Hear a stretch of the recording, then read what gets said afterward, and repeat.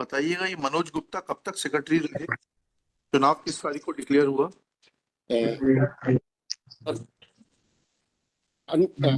Undisputed चुनाव।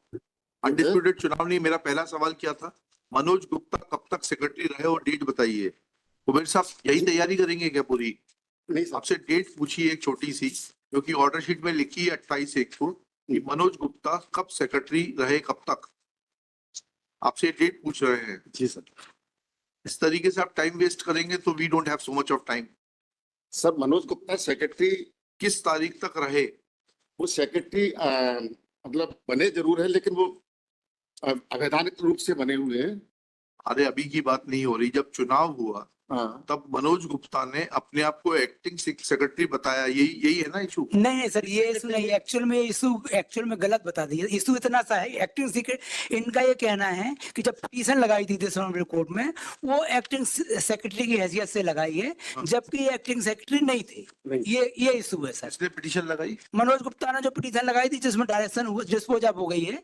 उसका number क्या है सर? वो पिटीशन में सर एक मिनट बता, डब्ल्यूपी नंबर WP नंबर है सर 25/484/23। हाँ। इस पिटीशन की तारीख को वो एक्टिंग सेक्रेटरी थे कि नहीं थे? ये क्वेश्चन किया गया था आपने। सर एक्टिंग सेक्रेटरी का कोई पद नहीं है पंजीकृत विधान में, वो गलत तरीके से अपने आप को शो कर रहा है एक्टिंग सेक्रेटरी में। अब उस पिटीशन में क्या हुआ? वो पिटीशन सर डिस्पोज ऑफ हो गई। उस पिटीशन में ये प्रेयर की थी मनोज गुप्ता ने कि रजिस्ट्रार ने इंक्वायरी की है और रजिस्ट्रार ने इंक्वायरी करके दोनों कमेटियों को अवैध माना है और दोनों कमेटी को इलीगल घोषित कर दिया है। इसलिए उसमें इस मांग ये की गई थी कि सरकार को डायरेक्शन दिए जाए कि जब दोनों कमेटी अवैध हो गई हैं तो इसमें प्रशासक नियुक्त किया जाए और प्रशासक इसमें कार्रवाई करे। Who is representing Manoj Gupta? Respondent number 8. आप I am You are representing? I am Manoj. इधर आइए ना, आप इधर क्यों खड़े, पिटीशनर की तरफ क्यों खड़े हैं? नहीं सर, वो एक्चुअली में ये इनके पूरा ये रखा है आप जगह। इधर खड़े हुए। तो उस पिटीशन में जब उनका ये बोल रहे हैं रजिस्ट्रार साहब कि एक्टिंग सेक्रेटरी का कोई पद ही नहीं होता, तो आपकी वो पिटीशन ही जो है मिसरिप्रेजेंट करके फाइल की? नहीं, उसका मैं रीजन बता दिया। हाँ बताइए। वो रीजन क्या है, मैंने अब एक्सप्लेनेशन दिया मेरा आईए के साथ। देखें सर, आईए नंबर 996 4/2025 को पेश की है। 996 1969 1969 इसमें 4/2/2025 को फाइल किया है। इसमें तो नहीं लगी है sir explanation on behalf of the respondent number 8 sir. हाँ ठीक है। इसमें सर एक्चुअल फैक्ट क्या है, ये जो रजिस्ट्रार साहब ने बताया कि 2020 का चुनाव कोई विवादित नहीं है। इसके बाद क्या हुआ, उस चुनाव में जो विवादित चुनाव नहीं है उसमें मनोज, चुनाव में सेक्रेटरी कौन बना था? उसमें सारिता गुप्ता सेक्रेटरी थी और मनोज गुप्ता ज्वाइंट सेक्रेटरी थे जी, जो डिस्प्यूटेड नहीं है जी। उसके बाद क्या होता है सर, एज जो सेक्रेटरी और प्रेसिडेंट है सर, फाइनेंशियल मैनेजमेंट में इन्वॉल्व होते हैं। तो ज्वाइंट सेक्रेटरी की कैपेसिटी में मनोज गुप्ता ने इसकी शिकायतें की पुलिस को की, इस पर बाद में उसमें FIR भी दर्ज हुई है। और प्रेसिडेंट कौन बना था? प्रेसिडेंट थे मिस्टर NK त्रिपाठी और सारिका गुप्ता सेक्रेटरी और मनोज गुप्ता ज्वाइंट सेक्रेटरी। ये कोई डिस्प्यूटेड नहीं। इसके बाद क्या होता है सर, जब ये financial management secretary president involve होते हैं ज्वाइंट सेक्रेटरी की कैपेसिटी से, तो मनोज गुप्ता ने एक लेटर लिखा 26 मार्च 2022 को रजिस्ट्रार को करके जनरल बॉडी की मीटिंग बुलाने का। कहाँ है वो लेटर? सर लेटर R1 सब देखें, जो इसी एक्सप्लेनेशन के साथ लगा है 26 मार्च 22 को।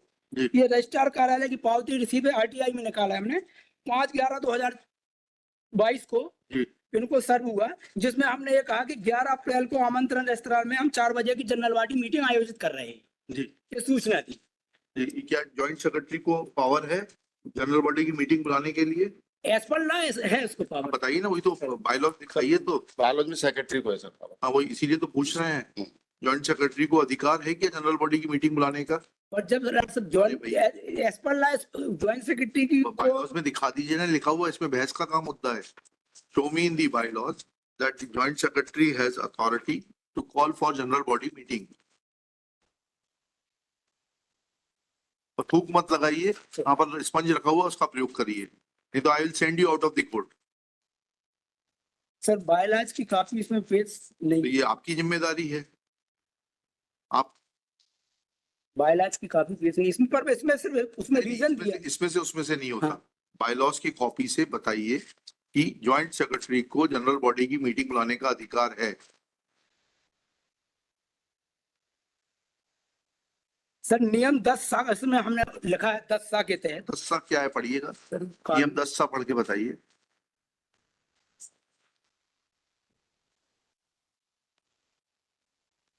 At present sir copy sir हमारी पोजीशन है शुगर आपके पास है क्या, सब देख देखिए।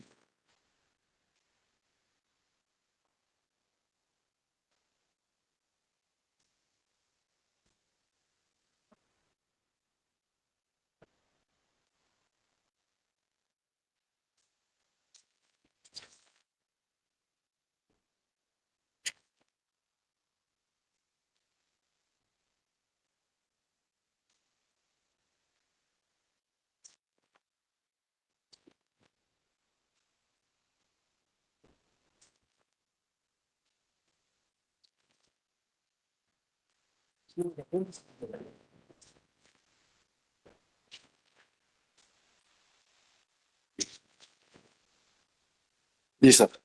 10 पढ़िएगा प्लीज।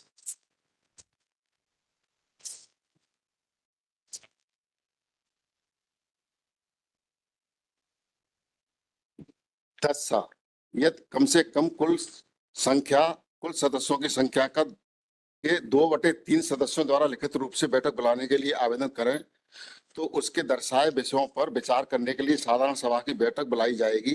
विशेष संकल्प पारित होने जाने के पर संकल्प की प्रति बैठक पंजीयन का संकल्प पारित हो जाने के दिनांक से 14 दिवस के भीतर भेजा जाएगा। पंजीयक को इस संबंध में आवश्यक निर्देश जारी करने तथा समिति को परामर्श देने के अधिकार होगा। इसमें ये कहीं नहीं है कि ज्वाइंट सेक्रेटरी बैठक होगी। पहली चीज और दूसरी चीज 2/3 सदस्यों का रेजोल्यूशन का जनरल बॉडी दस्तखत है सर मैंने ही लगाया इसके नीचे पढ़िए, नीचे पढ़िएगा, पेज 8 पे पढ़िएगा। वो दस्तखत उपस्थिति के हैं, वो रेजोल्यूशन बैठक जनरल बॉडी की बैठक बुलाने के नहीं है। 11 अप्रैल को जो मीटिंग हुई उसके मिनट उसके मिनट्स के दस्तखत हैं। ये उसके मिनट बैठक बुलाने के लिए 10 ये कहता है कि 2/3 जनरल बॉडी के सदस्य जो हैं वो नोटिस देके जनरल बॉडी की बैठक बुला सकते हैं। और वेयर आर दो सिग्नेचर्स?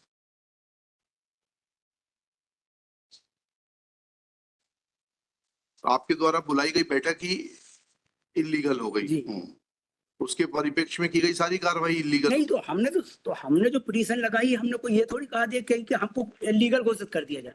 हमारी सिर्फ पिटीशन इतनी थी कि हमारी कमेटी को अवैध घोषित किया गया है और पूर्वी कमेटी को अवैध घोषित किया गया है, इसलिए सरकार को डायरेक्शन दिया जाए कि प्रशासन विरोध किया। आपने लिए कुछ नहीं मांगा हमने। लेकिन जब आप एक्टिंग सेक्रेटरी को कोई पद ही नहीं है, then how can you file a petition representing yourself to be acting secretary? Acting seat की इसलिए किया कि तो जनरल सर अब ये मीटिंग गलत हो सकती है, जो जिसको आप मैं जो मिनट्स पेश कर रहा हूँ 11/4 की मीटिंग थी उसमें हमें एक्टिंग सेक्रेटरी बहुमत से हमें एक्टिंग सेक्रेटरी चुना गया। अगर आपके बहुमत में इतने पढ़े लिखे लोग हैं, ये नाम आ रहा है जिला वुशु सिंह जबलपुर और ये सब, उनको ये नहीं मालूम कि एक्टिंग सेक्रेटरी का कोई पद ही नहीं है।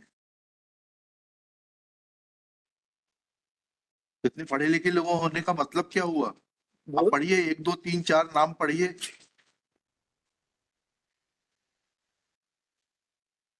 डॉक्टर जितेंद्र जानदार, number 2 Indradev Sharma, number 3 Manoj Patidar, number 4 Piyush Gupta. अगर उनको कानून से कोई वास्ता नहीं है तो क्या किया जा सकता है? How can they pass a resolution authorizing Manoj Gupta to file the petition representing himself to the acting secretary when the registrar says that there is no provision of acting secretary?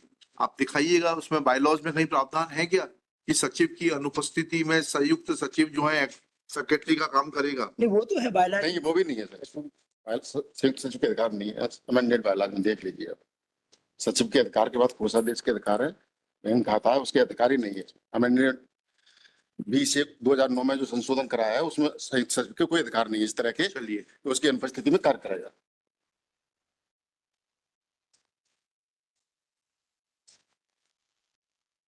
तो कैसे हो गया ये सब कार्रवाई? सारी कार्रवाई illegal है। आप एक से रुक जाइए, अब आप बैठ जाइए। के बाद नया चुनाव कब कराया आपने?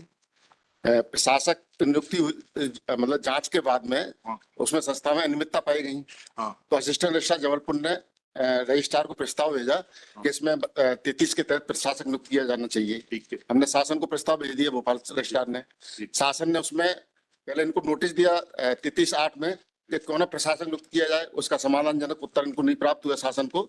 उसके बाद उन्होंने धारा 33 के तहत प्रशासक नियुक्त कर दिया कलेक्टर जबलपुर द्वारा नॉमिनेट एसडीएम को।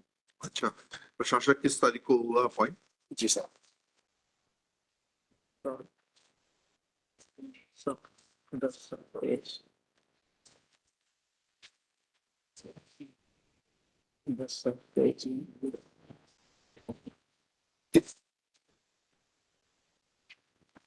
उन्नीस 9/24 को सर प्रशासक नियुक्त हो गया था। 19/9/24 को। फिर उन्होंने चुनाव कब कराया? चुनाव इनने कराए हैं 12 जनवरी को। आपने ऑर्डर किया था कि 30 दिन के अंदर चुनाव कराएं, तो प्रशासक ने किया है।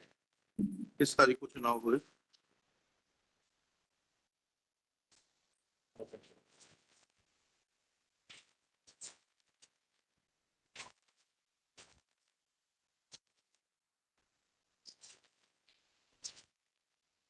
तेईस जनवरी को। 23/1/25 को सर चुनाव करा दिए इन्होंने। 23/1/25 को। किस मतदाता सूची के ऊपर से? सर एसडीएम ने असिस्टेंट रजिस्ट्रार से मांगा था कि कौन सी हाँ, वही तो पूछ रहे हैं, कौन सी मतदाता सूची के ऊपर से चुनाव कराए गए? इसमें सर जो अनडिस्प्यूटेड जानकारी कार्यालय में प्राप्त हुई थी। नहीं, ये सब मत बताइए आप। जी सर। अभी बताइए किस तारीख की, as on which date membership was taken to be the valid membership of the association? जी सर।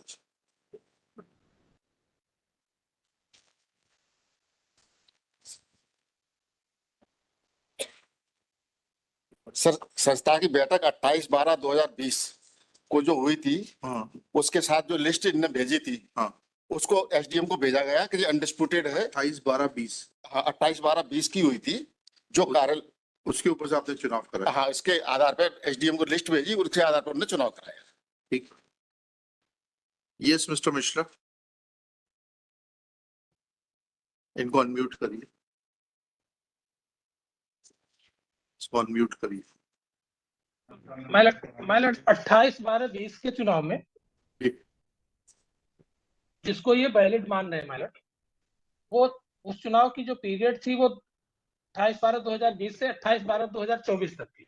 ठीक है जी। ये इस बीच में इनको एनेक्जर P8 के द्वारा इनकी जो एक्टिविटीज थी मनोज गुप्ता की, उस एक्टिविटीज के चलते माइलट इसमें एक बार संस्था के ही किसी नाबालिग लड़की के साथ इनका एक केस आया था, जिस केस की वजह से और कई घपले थे। इसकी वजह से वुसु एसोसिएशन ने इनको वहां के अध्यक्ष ने और सेक्रेटरी ने निकाल दिया। As per annexure P8 माइलट page number 48 उनके खिलाफ कई क्रिमिनल रिकॉर्ड है और एक नाबालिग लड़की जो कि खेलती है उसी में, उसके उनको एलिगेशंस लगे थे, बाद में एक्विटल हो गए, हॉस्टाइल वगैरह करा दिए जी। फिर इसके बाद माइलट इनको हटा दिया गया और हटाने के बाद एक नई सूची पेश की। जी। वो नई सूची माइलट ऑलरेडी इनकी आईए में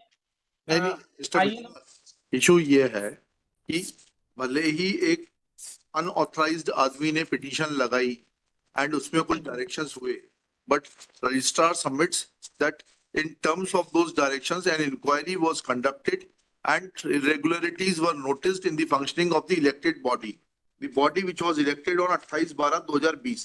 Thereafter they got an administrator appointed on 19/9/24.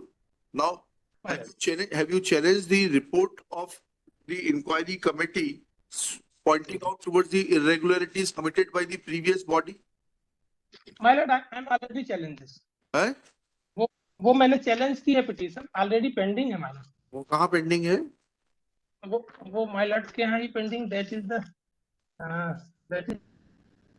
Petition माइलट मैंने मेंशन किया है माइलट।